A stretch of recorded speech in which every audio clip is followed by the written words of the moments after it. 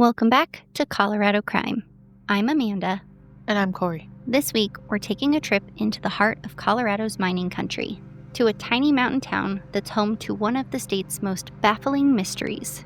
It's a story about two men, both searching for meaning, both drawn to the quiet beauty of Silver Plume, and both gone without a trace. This is episode 2 of our spooky season series called Mystery in the Mountains, the legend of Silver Plume's disappearing residents. Our story begins with Tom Young.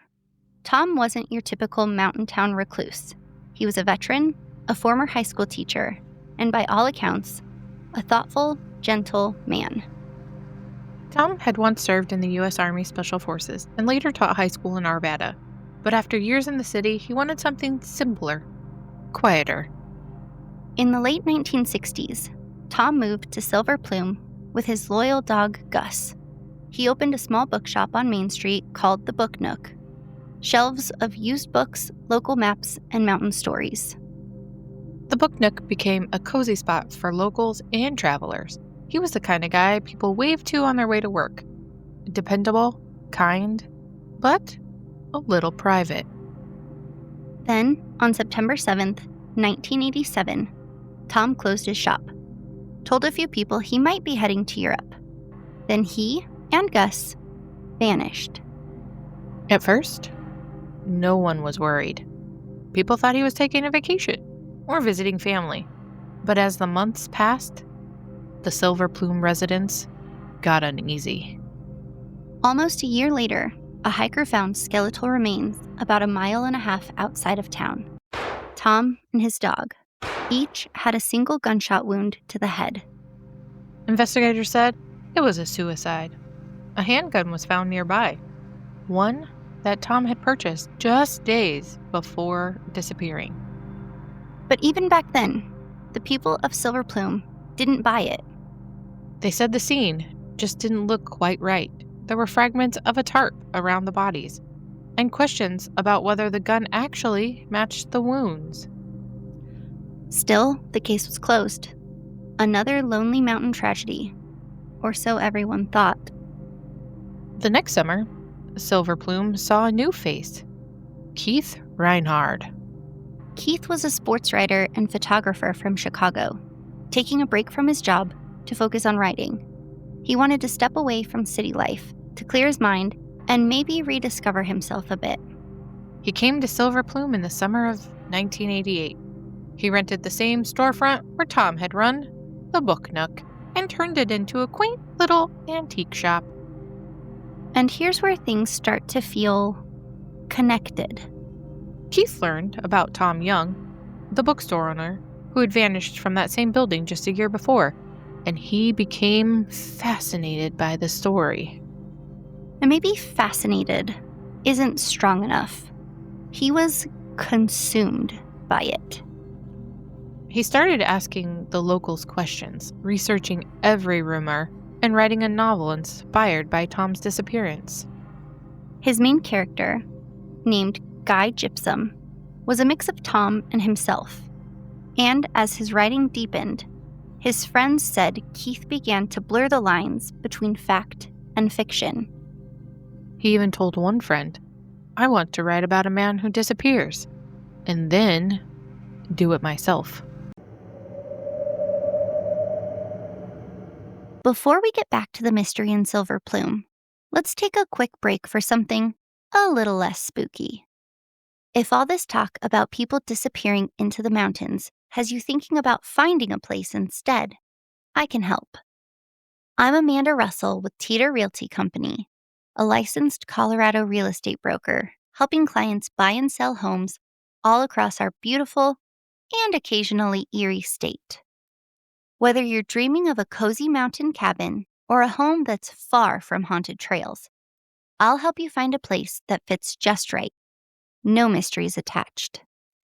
Visit www.amandarussellrealtor.com to start your home search today. Because finding a home shouldn't be a mystery or a survival story. Now let's get back to the episode. At first, people thought he was joking, until he wasn't. On August 7th, 1988, Keith closed up his shop around mid-afternoon and told friends he was going to climb Pendleton Mountain, right behind Silver Plume. He said he'd be back by dinner, but when evening came, there was no sign of him. He left with no backpack, no food, no water, just jeans, a flannel, and tennis shoes. That, my friends, is not hiking gear. That is, I'm stepping outside to drink my coffee on the porch gear. By morning, search teams were scouring the mountain. Helicopters, search dogs, and over 125 volunteers. They searched for a week, not a single trace, not even a scrap of clothing. And the most chilling detail? Keith vanished exactly 1 year and 1 day after Tom's body was discovered. Same town, same building, same kind of man. It's almost like he followed Tom's footsteps right into the unknown.